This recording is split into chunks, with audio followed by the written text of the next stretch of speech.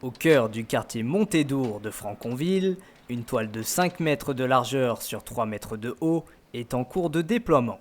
Non loin, un projecteur numérique alimenté par un groupe électrogène, vous l'aurez compris, c'est une véritable séance de cinéma qui vous est proposée gratuitement à l'occasion du traditionnel festival Image par Image.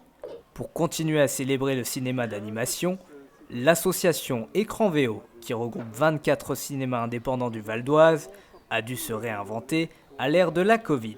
Les spectateurs ne peuvent pas aller au cinéma, on vient à eux et on installe l'écran et le projecteur numérique avec Julien Benamou, notre collègue d'Expérience Cinéma, au pied des immeubles, au pied des quartiers, avec la particularité qui nous a aidés finalement, c'est d'avoir le couvre-feu à 18h, qui fait que tout le monde est un peu obligé de rester chez lui.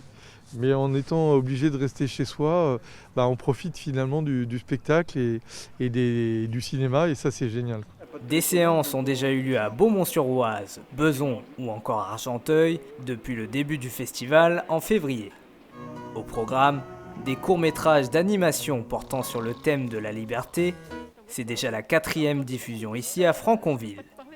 Vieux de près d'un siècle, le ciné Henri Langlois paie la facture de 8 000 €. Un investissement conséquent alors que le cinéma associatif accuse 25 000 entrées de moins en 2020. Qu'importe pour Michel Gravé à sa tête qui souhaite préparer le retour en salle.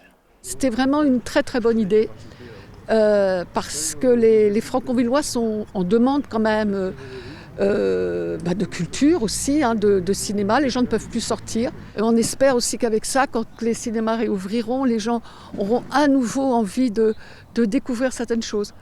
Et ces petits courts-métrages aussi, c'est une façon aussi de saluer tout le travail des gens derrière aussi, parce que c'est des petits courts-métrages par des réalisateurs pas toujours connus. Et c'est important aussi de les mettre à l'honneur. Une fois la musique lancée, plusieurs curieux s'attellent au balcon. C'est notamment le cas de Christelle, 36 ans, qui réside ici depuis plus de 10 ans.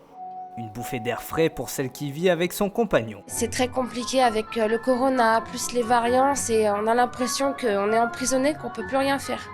Mais là, c'est une très bonne idée qu'ils ont eue en tout cas.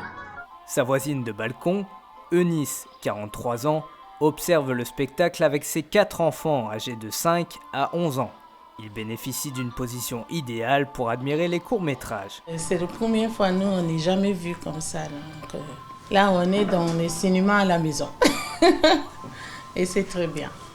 Au bout d'une demi-heure, les équipes techniques remballent le matériel pour se rendre sur un deuxième site. Les prochaines séances auront de nouveau lieu à Franconville, Garges et Gonesse d'ici le 13 mars prochain. Pour ceux qui n'ont pas la chance de pouvoir observer leur toile depuis leur quartier, des projections gratuites sont disponibles chaque dimanche en ligne.